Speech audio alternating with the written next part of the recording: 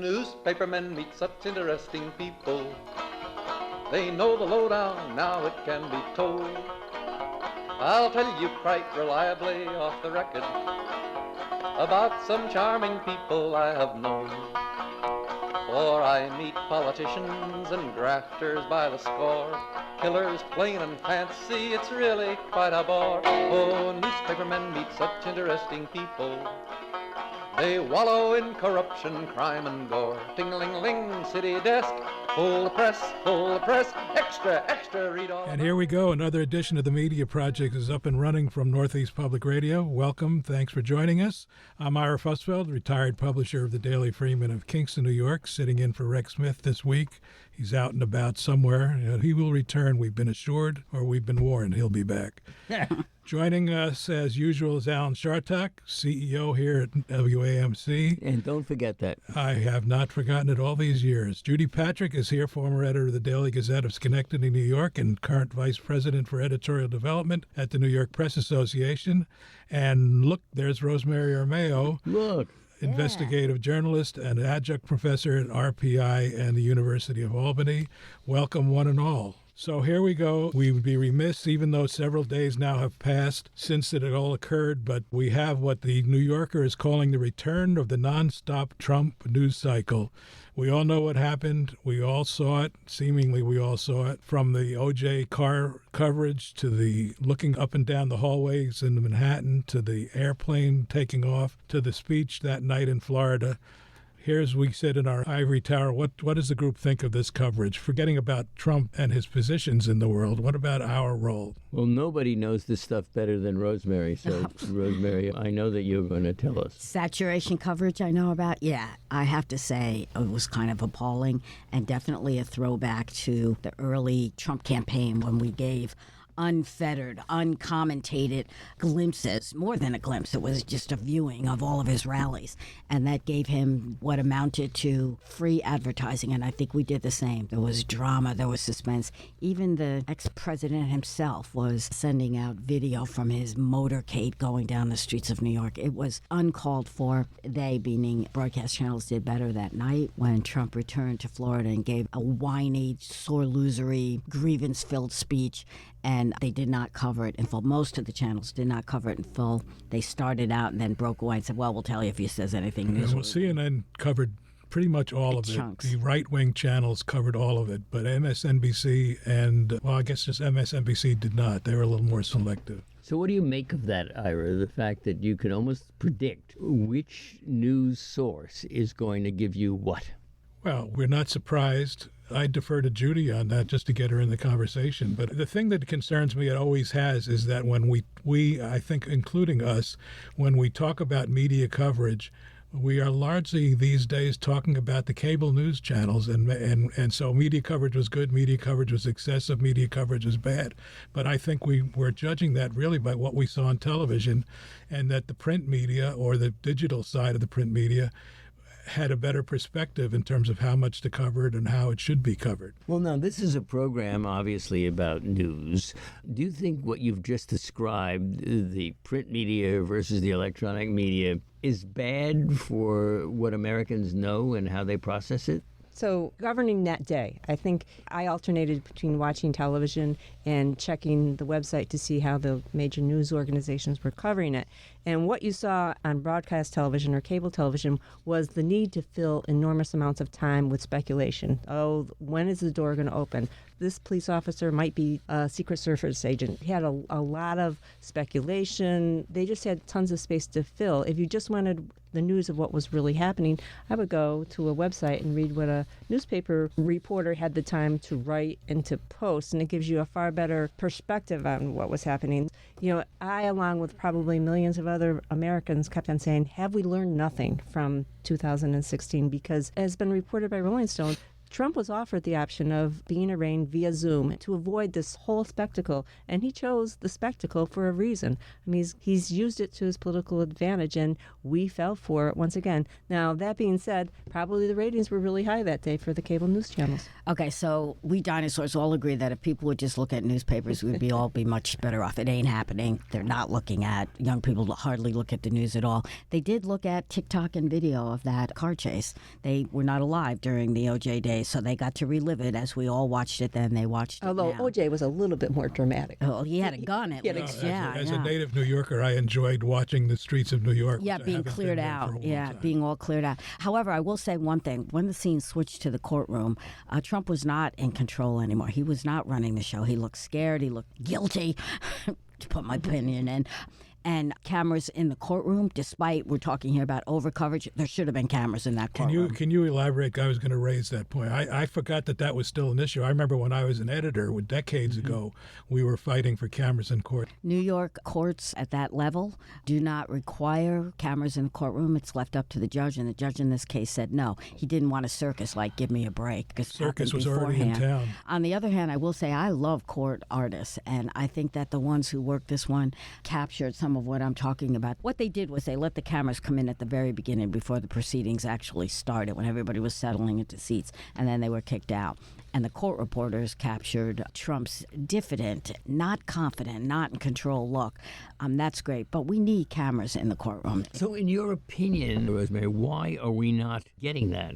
Cameras in the courtroom. Yeah, you said we need it. Why aren't we getting it? Couple of reasons. We don't have them in the Supreme Court, so from the very top, judges are mirroring the behavior of the superior courts. Judges fear losing control. They think somehow that cameras in the courtroom will make lawyers, even jurors, play to the camera. They'll act up, and they don't want that. Do you believe that's so? It doesn't happen. If you've ever covered, as I have, courtrooms where there are cameras at the very beginning, there might be some fussing and preening, and then everyone forgets about the cameras. Anybody who's worked undercover knows this. You can go. Well, they always make Exhibit A the OJ trial. Right. That one of the reasons, allegedly, that it lasted as long as it did was because the lawyers and all the other principals were playing, including the judge, were playing for the cameras. Typically in New York State, especially at the county court level, you will appeal to the judge. You'll write a written request to the judge asking if you could photograph, for example, a sentencing. So that's a still camera, and there are no live cameras. In the case of the Trump arraignment, one of the problems I had with it was they weren't even allowing reporters to bring in their phones, so they couldn't live tweet. You had to wait until the entire proceeding was over to find out what had happened. And I understand maybe they wouldn't trust the reporters not to take a picture of what was going on, but what is the danger of allowing reporters to have their phones, their laptops inside the courtroom? I thought that was too far. Well, there are some judges who just consider even talking to your neighbor, whispering to your neighbor, to be disruptive, and they'll take these extreme measures to have absolute control and silence. But it just is not realistic. Courtrooms are public. That is a hallmark of democracy, that you have open courtrooms where everybody can see what's going on. And you should not have to go and get one of the very few restricted seats in a public courtroom like that in order to exercise that right. That being said, does anybody here think that it would be a good idea to televise the Trump trial if it actually happens? And in fact, in Georgia, that may actually happen. And in federal court, they wouldn't allow it. They won't allow it in federal court. No. Can I also point out that, yes, OJ is the example always held up. That was years ago. Do you know what's happened to camera technology, video technology since then? It is not as intrusive. Well, they're not obtrusive as pieces of equipment, but everybody would still be aware of the fact that there are cameras in the room if they decided to grandstand. And what do you make of that, Ira? Which part? The fact that everybody would be aware of it. Well, to Rosemary's point that the technology has changed, she's absolutely right. The cameras are not going to be as obtrusive, but people will still know they are there if they choose to want to play up to the cameras. You sound like a Supreme Court justice. No, I very much in those favor horrible modern things. Get rid of them. And your reference, in case anybody has missed it, is that the Supreme Court of the United States doesn't allow it. Of course not. I think that if the Supreme Court allowed it, which they ought to have years ago, I think you'd see more state-level courts following suit. The bottom line is the media likes things as transparent as possible, and they want things to happen as quickly as possible. And that's just the opposite of what courts do. Things move very slowly in the judicial system. And district attorneys, prosecutors in general, and even defense attorneys like to hold things secret as long as they can. For example, the indictment was issued days before it was actually released. And what was the purpose of that? I mean, it's just because there are certain procedures they like to follow, and it's just slow, and it's hard for us in the media to appreciate it. It's very frustrating when you want to get the story out. You want to know what's in that indictment. You want to know what's happening in the court, and we just have to exercise patience. Well, it's also because we know that the real reason for all of this is control. The judges do not want to look bad. They don't want to make a mistake on a camera. They don't want to say something, a slip of the tongue that makes them look foolish. And embarrassment is not one of the reasons to keep information So transparent. meanwhile, in the days leading up to when the indictment was finally unsealed, we had panel after panel after panel on the cable channels, particularly CNN and MSNBC, talking about the cases. And then finally somebody would say, well, I have to point out, we don't really know what we're talking about. And now you're seeing, after the indictment did come out, you're seeing, oh, there's not much of a case here. An indictment does not lay out strategy. The prosecution has nothing to gain by putting its whole strategy in those charging documents. They need to say, and he did in his news conference and in the explanation, here's what I'm thinking. But to lay it all out, how he's going to connect all that, it's not there yet. And you're still hearing criticism. The analysis of this case has been so partisan. It isn't important. Why did it come first? These are all like irrelevant issues, I think. So when you use the word partisan, could you go a little further into Yeah, that? if you're for Trump, you think there's nothing to it. This is a nothing burger. If you're against Trump, it's like, well, it's a novel defense. How many times have you heard that? It's a novel defense. What's wrong with that? It's a novel legal strategy that got abortion banned in Texas. That was a novel legal thing to set up vigilantes in law. So yes, it is novel, but will it work? Bragg, isn't he, to my reckoning, the only one who's gotten a criminal conviction against Trump or his organization? Yes, he is. Yeah. So why is it, both sides are just wrong. The truth, as usual, lays in the middle. Well, Why? I'm hoping we've exhausted our use of the word unprecedented. We haven't used it here, but I've seen. We're in uncharted territory here. By the way, if Trump ought to be indicted by the way he dances at his rallies, I'm going to start campaigning for that. This is the Media Project. I'm Ira Fusfeld with Alan Chartock, Rosemary Armao, and Judy Patrick. Two peripheral stories.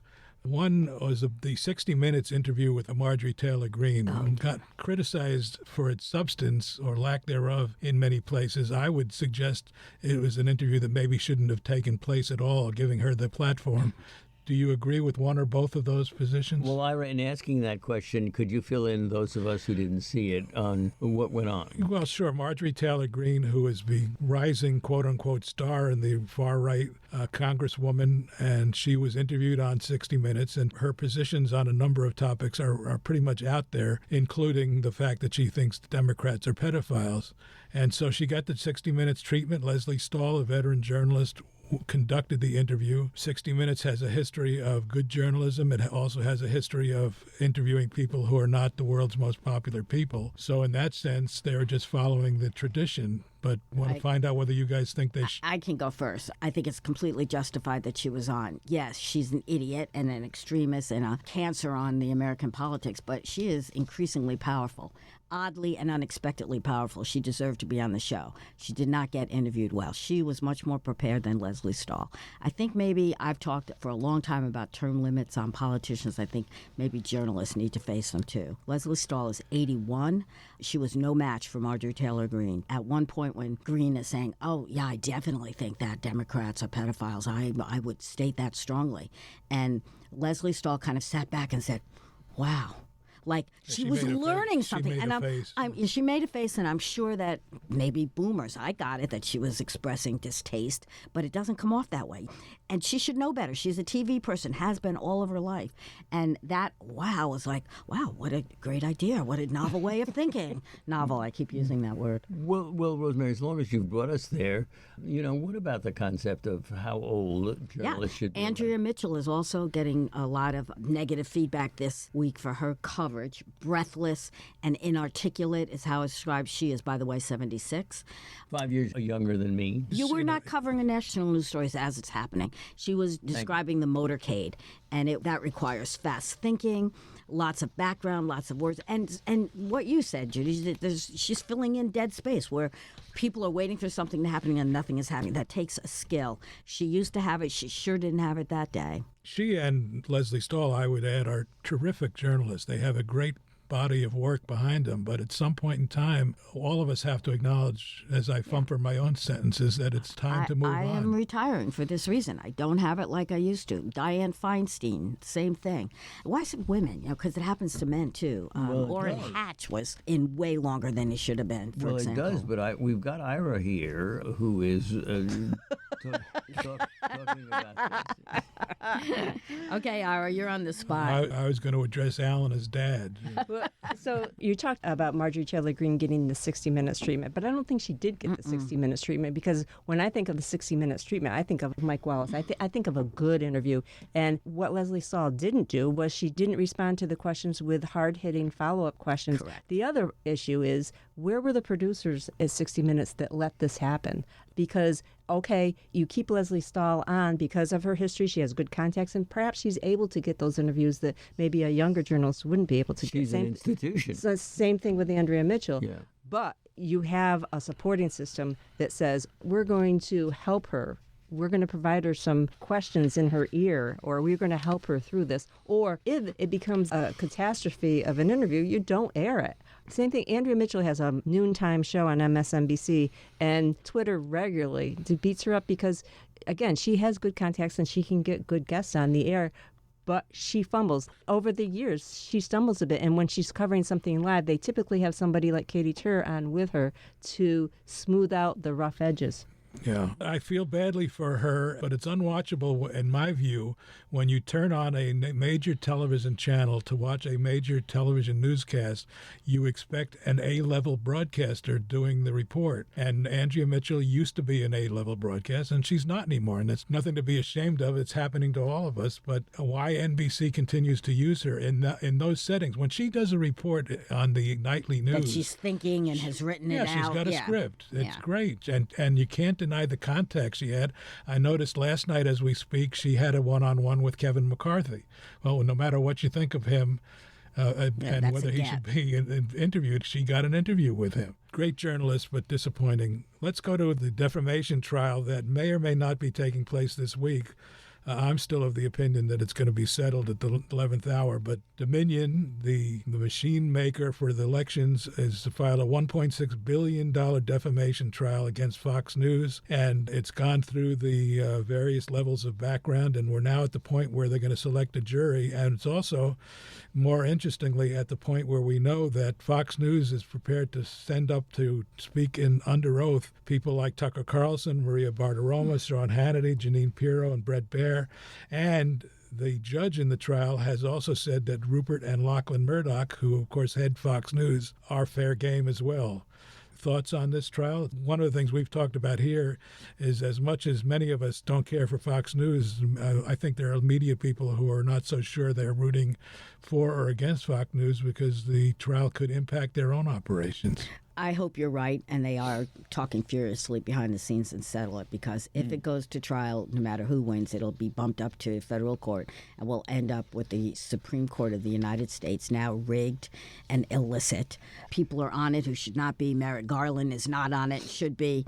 Amy Coney Barrett was pushed through. The judges were picked for their stated ideological positions. Everybody's wringing their hands over Wisconsin. Look at what happened in the Supreme Court. So this case on defamation would end up before the Supreme Court, which is itching to get the press to make those laws, to make it easier to sue media outlets. So I don't want that to happen. On the other hand, as many commentators have said, this is the most open and shut case of defamation under the old strict law that favors journalists that you've ever seen. If there's ever been one that it's going to be a loser, it's this one. It's this one. Well, I think could either of you give us a little bit of background on that? Yeah, well, the rule is you are guilty of libel, of defamation, if you put material out that is only there because you hate the person or the institution, malice, or you paid no attention to whether it was true or not. Deliberate disregard of the truth. And Dominion got release of all of the emails and correspondence going on in Fox during the period between the election and January 6th. And it shows that Fox officials, Fox stars did not believe what Rudy Giuliani and Sidney Powell and Donald Trump were saying, and yet they repeatedly put those people on and gave them a platform to spew their big lie. That's reckless disregard of the truth. If you know it isn't true and you still broadcast it, seems to me that's reckless disregard. Fox has lost every step of the way. The judge ruled that, yes, everybody has to testify, up to and including old man Murdoch, who they tried to say it's just an inconvenience. The judge has said, well, we'll work out the details so we can get these busy officials in. The judge has said there's ample proof that false information was presented. That's a huge blow because Fox was trying to say all we did was print what the candidates were saying, what Trump and the President of the United States was saying. We didn't say it was true or not. The judge goes, nope, that's wrong. So they have lost every step of the way. They should be settling. I think Dominion has been totally enjoying this. They've gotten their reputation back to some extent. But if it goes into the federal court system and ends up at the Supreme Court, journalists overall are going to lose. And by the way, since we were picking on Leslie Stahl and Andrea Mitchell, Rupert Murdoch is 92, so he just broke his engagement. Yes, what a shame. God. That was the shortest engagement ever. So if the case is settled, as Rosemary suggests, then it wouldn't be appealable. But if it goes to court, then we get to listen to Tucker Carlson, Sean Hannity, Rupert Murdoch be examined and cross-examined on the stand. And there are many people who would love to see that. There are many some people are speculating that Dominion would be foolish to settle this when what they want to do is, to hold Fox News their feet to the fire on what happened between that and January 6th. Yeah. Yeah, and I think short of a huge settlement and maybe some apologies, on-air apologies from Fox, I don't think Dominion will settle, but perhaps Fox will agree to issue some apologies at the 4 a.m. news hour. Wouldn't that be great, though? That would have to hurt Fox more than losing a lot of money. I don't know about that. If their people went on the air as part of the settlement and they got on the air, each one of them who have been quoted in those emails about how they hate Trump, if they were forced to go on the air and say, we said this, but we were wrong, we apologize, it wasn't like this. It won't touch their business plan. They have not covered this trial at all. It's been major news every place else except Fox News, which has forbidden its staffers to talk about it, including even the media coverage of the case. So what do you make of that? I think that they're a propaganda outlet, and they know how to handle bad news against them. So if they lose this case, it will be spun in a way that it's not going to touch them. Meanwhile, under the heading of careful what you wish for, Ron DeSantis, the governor of Florida and would-be presidential candidate, has been introducing legislation that would seriously curtail press freedom in Florida based on what he feels has been unfair coverage from the left and the nonpartisan free speech groups. Well, we're finding now that the right-wing media, they shouldn't be surprised, but they have informed DeSantis, wait a minute, not so fast. If you're going to make it easier to sue left-wing media, that means you're going to be making it easier to sue right-wing media as well. They think it'll scare them off? Yeah, I think that he has not thought this through. And it is true that if the Dominion case does end up in the Supreme Court and the libel rules are loosened, it is not going to hurt the legacy press, the press that verifies and finds proof and evidence and makes corrections and is responsible. It's not going to hurt them as much as it will the Fox News and Breitbarts of the world. They routinely run rumor, witness, Dominion sued itself. That was not true, but they said, oh, well, the president's talking about it, so we have to. That's going to end up being a libel suit. Well, we don't know what the legislation specifically is. I mean, if it is made to be so loose that really makes it easier to sue, it's going to be costly to all media. Right, and it does make it easier to sue almost to anybody. And existing libel laws do the same thing, but this does make it easier. And it will also, the upshot is that it will also hurt regular people, too, from if, Sue Smith says something bad about her neighbor, that could head to libel court very easily, too. This law, DeSantis also could be accused of ginning up a case that could be taken to the Supreme Court and also be ruled on press freedom. So legislators have said that they're aiming to get a test case before the Supreme Court, which is just hungering to slap down the press. Absolutely. Well, let's briefly wrap it up with this story about Facebook. Now, we've discussed it on this program and it's been discussed elsewhere, that news publishers have been trying to get more money from aggregators like Facebook and Google for their using our material without much compensation, if any. And now a report that has been commissioned by Facebook is essentially saying, we checked with our users and not that many of them care or are using or looking at your content. Thus, you're not worth more money. They're basically saying, no thanks, we don't need you. You're getting more than your fair share right now. Does that put us on our heels? Does that surprise us? What do you think we should go from here? I don't think it helps us. using the editorial. I would put more credence in this if Facebook was a little bit more open about how it amplifies or de-amplifies or suppresses one post over another. I find that anything that I post of local news, nobody ever sees, and I think the algorithm, which remain a mystery to many people, we have to try to figure it out by how things show up on other people's feeds. I think they're a mystery, and I think Facebook may have manipulated their study because nobody's seeing the content because they're not showing it to many people. But I think publishers of all sorts continue to receive referrals or links back to their websites from Facebook, more so Google, but Facebook remains a powerful driver of audience, especially among an older cohort. I mean, young people aren't looking at Facebook. That's the problem, is that Facebook says you media benefit a whole lot more than we do from this relationship. We don't need you. Yeah, the quote is, Facebook is, quote, not a must-have platform for publishers, and news publishers do not have sufficient bargaining leverage to impose unreasonable terms, meaning the money that they're seeking from the aggregators. Every once in a while, Facebook will throw a $15,000 grant at a newspaper and say, see, we're helping local news. Yeah, which is nothing compared to what they do. And there are a lot of news aggregators out there who are distributing our content, or newspaper content. And the bottom line is news costs money to produce, and it has to be paid for. If Facebook is going to remain relevant going forward, I think they need to promote more local news. I'm kind of sick of looking at cat videos and in fact, in recent days, I've seen way too much advertising in my Facebook feed. So almost like Twitter, too. They're jumbling up the feed with ads and ads and ads. Alan, you've got a minute to tell us why Elon Musk is wrong in describing NPR as state-affiliated media. Oh, my gosh, yes. Well, I mean, obviously you throw bombs at that which you don't like, and I think that's what's happening here.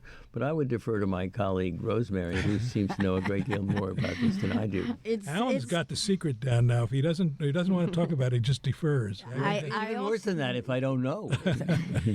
I also love his move to remove the blue check from the New York Times. He's now requiring that if you want to be verified as trustworthy, you have to pay him money. The New York Times says, well, the hell with that. We're not paying you. And so he removed the blue check, so it's now an unreliable source. He's an idiot, and it's being reflected in loss of clients, members, whatever they call them, people who tweet, including me, and in advertising, and he deserves it. Forbes just bumped him off the list of the richest people in the world. So he's paying a price for this little policy fantasy that he's on. Okay, well, that'll have to be the last word for this week. No. Thanks to Alan, Judy, Rosemary. Thanks to our producer, David Gastina. I'm Ira Fusfeld. Hope you enjoyed it, and I hope you'll be back next week for another edition of The Media Project. Ting-a-ling-a-ling, circulation, ting-a-ling-a-ling, advertising, get those readers, get that payoff. What a headache, what a mess.